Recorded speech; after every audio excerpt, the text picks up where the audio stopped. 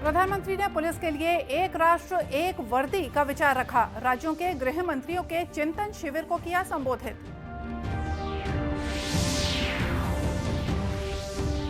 मुख्यमंत्री ने कांकेर में 50 करोड़ 62 लाख रुपए के विकास कार्यों का किया भूमि पूजन और लोकार्पण।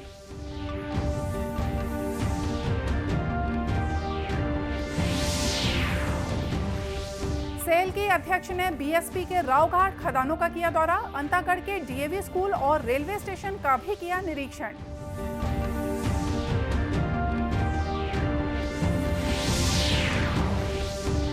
और प्रधानमंत्री कल सुबह 11 बजे आकाशवाणी से मन की बात कार्यक्रम में अपने विचार करेंगे साझा।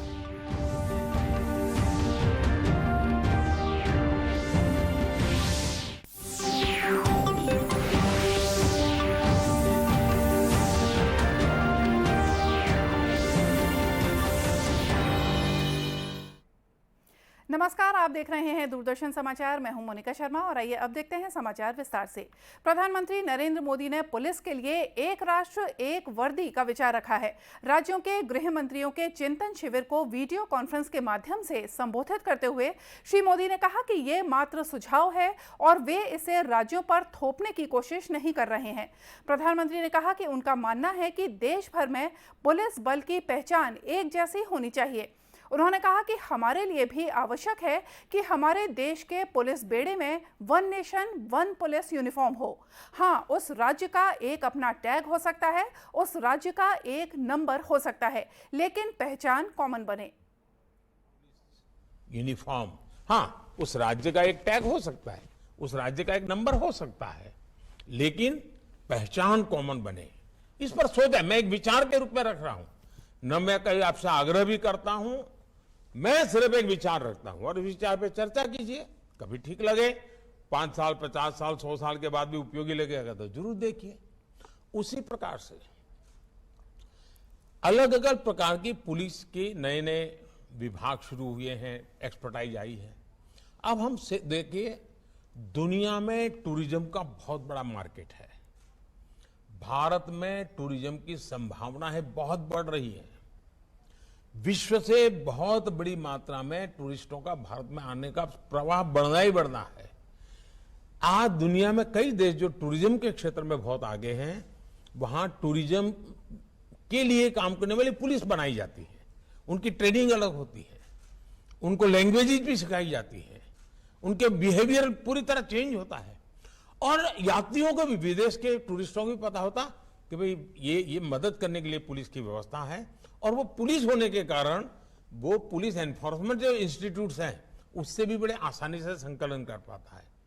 कभी न कभी हमें हमारे देश में इस विधा की एक्सपर्टाइज को डेवलप करना ही पड़ेगा। प्रधानमंत्री ने कहा कि हर प्रकार का नक्सलवाद, भले ही वो बंदूक से हो या कलम से, उसे देश के युवाओं को भ्रमित करने से रोकने के लिए समाप्त करना होगा। प्रधानमंत्री नरेंद्र मोदी गुजरात के वडोदरा में भारतीय वायुसेना के लिए C-295 MV परिवहन विमान विनिर्माण परियोजना की आधारशिला रखेंगे। रक्षा मंत्री राजनाथ सिंह, नागरिक उड्डयन मंत्री ज्योतिरादित्य सिंधिया और गुजरात के मुख्यमंत्री भूपेंद्र भाई पटेल भी इस अवसर पर उपस्थित रहेंगे। ये अपनी तरह की पहली परियोजना है जिसमें सैन्य विमान का विनिर्माण एक निजी कंपनी करेगी। ये विमान असैन्य उद्देश्यों के लिए भी उपयोग में लाए जा सकते हैं। इस अत्याधुनिक परिवहन विमान की क्षमता 5 से 10 टन होगी। यह भारतीय वायुसेना के पुराने एवरो विमान का स्थान लेगा। रक्षा सचिव डॉक्टर अजय कुमार ने बताया कि स्वदेश में निर्मित पहला विमान सितंबर 2026 तक मिल सकता है। इस पूरी परियोजना की लागत 21,935 करोड़ रुपए होगी। सभी 56 परिवहन विमानों में स्वदेशी इलेक्ट्रॉनिक वॉरफेयर सेट भी लगे होंगे। मुख्यमंत्री भूपेश बघेल ने कांकेर जिले के चारामा में आयोजित कार्यक्रम में 50 करोड़ 62 लाख रुपए के 166 विकास कार्यों का भूमि पूजन और लोकार्पण किया। इसके अलावा उन्होंने हितग्राही योजनाओं में सामग्री और चेक भी दिए। इस मौके पर मुख्यमंत्री ने कहा कि स्वर्गीय मनोज मंडावी की घोषणाओं और उनके सपनों को राज्य सरकार पूरा करेगी। हमेशा चिंतित रहते थे, जब भी आते थे तो उसके बारे में चर्चा करते थे। तो मैंने सोचा कि क्यों न आज उनके जब कार्यक्रम हो ही रहा है तो भूमि पूजन लोकार्पण जो उन्होंने घोषणा की थी उसे भी हम लोग करें, और साथ ही बहुत सारे और भी कार्य उन्होंने बताया थे जो बजट में शामिल करना है, उनको भी हम लोग करेंगे। खासकर पुल वगैरह के बारे में जो बात करते थे उस सबको भी शामिल करेंगे, और भानु प्रतापपुर के जो विकास कार्य है, जो भाई मनोज मंडावी के सपने थे, उसे हम सब उनके साकार करेंगे। इस अवसर पर विधानसभा अध्यक्ष डॉक्टर चरणदास महंत, वाणिज्य कर मंत्री कवासी लखमा, महिला और बाल विकास मंत्री और कांकेर जिले की प्रभारी मंत्री अनिला भेड़िया सहित मंत्रिमंडल के अन्य सदस्य भी मौजूद थे। छत्तीसगढ़ में समर्थन मूल्य पर 1 नवंबर से धान खरीदी शुरू होगी। मुख्य सचिव अमिताभ जैन ने वीडियो कॉन्फ्रेंसिंग के जरिए इसकी तैयारियों की समीक्षा की। मुख्य सचिव ने अधिकारियों को धान खरीदी केंद्रों में किसानों की सुविधा के लिए सभी जरूरी व्यवस्था मुहैया कराने के निर्देश दिए हैं। बेमेतरा जिला प्रशासन ने भी धान खरीदी को लेकर पूरी तैयारियां कर ली हैं। जिले के 102 सहकारी समितियों के माध्यम से इस बार धान की खरीदी की जाएगी। कलेक्टर जितेंद्र शुक्ला ने बताया कि राज्य शासन की ओर से धान के खरीदने के लिए जिला मुख्यालय में बारदाना उपलब्ध करा दिए गए हैं, जो सोसाइटी में भेजे जा चुके हैं। इसके अलावा मिलर्स और राशन की दुकानों से भी बारदाने मंगाए जा रहे हैं। जिले की तैयारी चल रही है, और जो इसके अलग अलग पॉइंट्स हैं, वेरिफिकेशंस, कैलिब्रेशंस और बेसिक तैयारी, बिजली व्यवस्था, थोड़ा मौसम की प्रतिकूलता के कारण पे फील्ड लेवल पे तैयारी पे थोड़ा भी समय लग रहा है, बट हम समय रहते सारी तैयारियां पूर्ण। कुसमी सोसाइटी अध्यक्ष रोशन वर्मा ने कहा कि धान खरीदी को लेकर समिति स्तर पर भी तैयारियां पूरी हो चुकी हैं। 1 तारीख से धान खरीदी हमारी स्टार्ट हो जाएगी। पूरी व्यवस्था हो चुकी है? पूरी व्यवस्था हो चुकी है, बारदाना आना स्टार्ट हो रहा है। गौरतलब है कि धान की जल्दी पकने वाली फसल तैयार है, तो वहीं लेट वैरायटी भी लगभग पक चुकी है। ऐसे में किसान धान खरीदी शुरू होने से उत्साहित हैं। स्टील अथॉरिटी ऑफ इंडिया यानी सेल की अध्यक्ष सोमा मंडल ने रावघाट परियोजना पर काम शुरू करने के लिए वहां का मुआयना किया। सेल अध्यक्ष ने अंतागढ़ के डीएवी स्कूल और रेलवे स्टेशन का भी निरीक्षण किया। उन्होंने रावघाट परियोजना और सीएसआर मद से सामाजिक उत्तरदायित्वों को पूरा करने के लिए भिलाई स्टील प्लांट के अधिकारियों को निर्देश दिए। सेल अध्यक्ष ने स्कूली बच्चों से बातचीत की और अधिकारियों को शिक्षा के क्षेत्र में ज्यादा बेहतर करने को प्रेरित किया। उन्होंने क्षेत्र का जायजा लेते हुए अधिकारियों को निर्देश दिया कि वर्ष 2025 तक पूर्ण रूप से काम के शुरू होने तक खदान के साथ साथ आसपास में शिक्षा और चिकित्सा सहित दूसरी सुविधाओं को विकसित करने की दिशा में भी काम किया जाए। सेल अध्यक्ष ने दूरदर्शन समाचार से बातचीत में कहा कि खदान का काम शुरू करने के साथ ही इलाके का विकास भी सेल की प्राथमिकता में शामिल है। उन्होंने कहा कि यहाँ के बच्चे प्रतिभाशाली हैं, जो निश्चित तौर पर ऊंचाइयों को छुएंगे। यहाँ रावघाट में हम लोग का माइनिंग, हम लोग का रिजर्व्स है, वहाँ हमको माइन स्टार्ट करना है, क्योंकि हमारे भिलाई स्टील प्लांट का जो है एग्जिस्टेंस और सस्टेनेंस है अल्टीमेटली रावघाट से ही आएगा। डाली रजरा भी खत्म होने वाला है, और यहाँ को कैसे डेवलप कर सकते हैं, वो माइंस का डेवलप करने के साथ साथ हमको इस एरिया को कैसे डेवलप कर सकते हैं, वो भी हमारा एक काम है जो हमको करना है। सो अभी आए हैं ये स्कूल देखने के लिए कि हम लोग कैसे स्कूल चला रहे हैं, बच्चे इतना अच्छा से अच्छे बच्चे हैं, इतने एक्टिव है, वो सब देख के अच्छा लग रहा है। और हम और क्या कर सकते हैं इस एरिया में, स्कूल का क्या प्रॉब्लम है, कि हम माइंस को हम कैसे 2025 तक, अभी तो इंटरव्यू माइनिंग चल रही है, उसके बाद 2025 से हम लोग का एमडीओ स्टार्ट हो जाएगा, रेलवे लाइन भी हो जाएगी, तब तक हम कैसे क्या क्या करना है, इस एरिया को कैसे डेवलप कर सकते हैं, और वो सब के लिए आए हैं। आपको बता दें कि सेल अध्यक्ष भिलाई इस्पात संयंत्र और उसकी खदानों का दौरा करने के लिए छत्तीसगढ़ आई हैं। नगरनार स्टील प्लांट में कोक ओवन बैटरी नंबर 1 को चालू करने के साथ ही इस्पात संयंत्र में काम शुरू हो गया है। एनएमडीसी के तकनीकी निदेशक एस नंदी ने कोक का निर्वहन शुरू करवाया। गौरतलब है कि कोक ओवन बैटरी नंबर 1 के चालू होने से नगरनार स्टील प्लांट में अन्य प्रमुख इकाइयों को चालू करने का काम शुरू हो गया है, जो आने वाले महीनों में अंततः थिन स्लैब कास्टर की कमीशनिंग में बदलेगा, जहां से हॉट रोल्ड काइल्स नगरनार स्टील से बाहर निकलेंगे।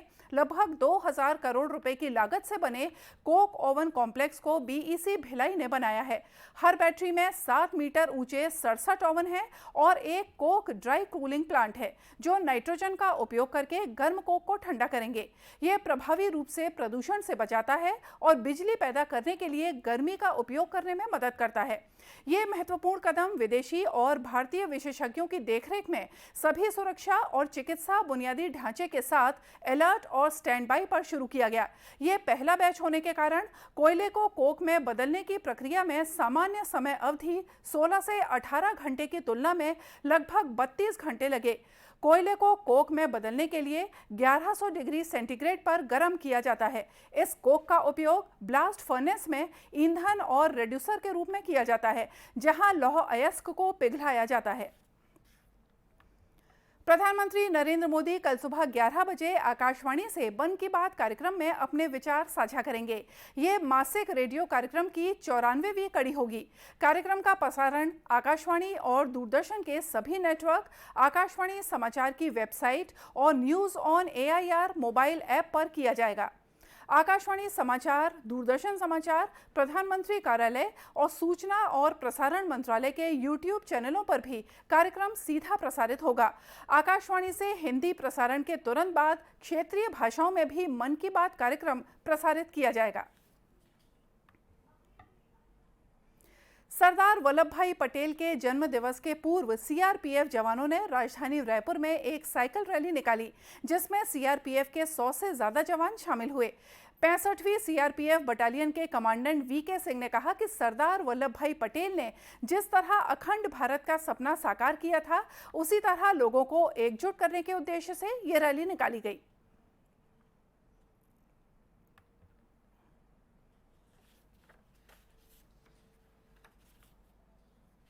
आज हमने बाइक और साइकिल रैली रखी हुई है, जो कि यहाँ तेली बांधा से चल कर के 10 किलोमीटर तक 100 साइकिल ने रैली निकाली है। क्योंकि देश के गृह मंत्री प्रथम थे, लौह पुरुष के नाम से जाने जाते हैं। इन्हीं की जन्म जयंती को चिन्हित करने के लिए हम ये एकता दिवस मना रहे हैं। इन्होंने 565 रियासतों को एकत्रित करके देश को एकता के रूप में पुरोहित किया था। ये रैली करीब 10 किलोमीटर तक निकाली गई। और अब बात करते हैं कोरोना की। राष्ट्रव्यापी कोविड टीकाकरण अभियान के अंतर्गत देश में अब तक 219 करोड़ 62 लाख से ज्यादा टीके लगाए जा चुके हैं। इनमें से 12 से 14 वर्ष के आयु वर्ग के 4 करोड़ 12 लाख से ज्यादा बच्चों को टीके की पहली खुराक दी गई है। कल 1574 लोगों में संक्रमण की पुष्टि हुई और 2161 मरीज स्वस्थ हुए। स्वस्थ होने की दर 98.77% है। इधर छत्तीसगढ़ में कोरोना संक्रमण के मामले में मामूली बढ़त दर्ज की गई है। बीते 24 घंटों में 32 नए व्यक्तियों में संक्रमण की पुष्टि हुई। प्रदेश भर में अभी कोरोना के 135 मरीजों का इलाज जारी है। प्रदेश में औसत पॉजिटिविटी दर 0.91% है। वहीं 9 जिलों में कोरोना का कोई भी मरीज नहीं पाया गया है।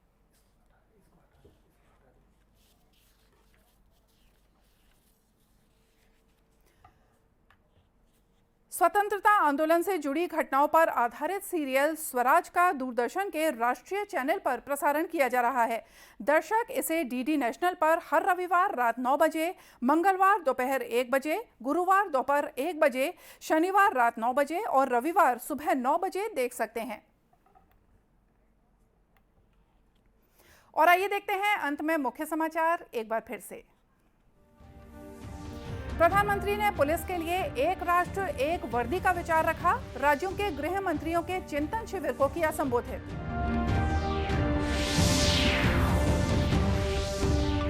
मुख्यमंत्री ने कांकेर में 50 करोड़ 62 लाख रुपए के विकास कार्यों का किया भूमि पूजन और लोकार्पण।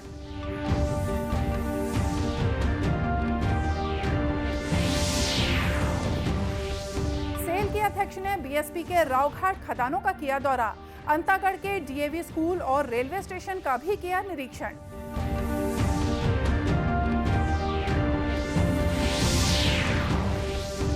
और प्रधानमंत्री कल सुबह 11 बजे आकाशवाणी से मन की बात कार्यक्रम में अपने विचार करेंगे साझा। और इसी के साथ ये समाचार बुलेटिन यहीं समाप्त हुआ। नमस्कार।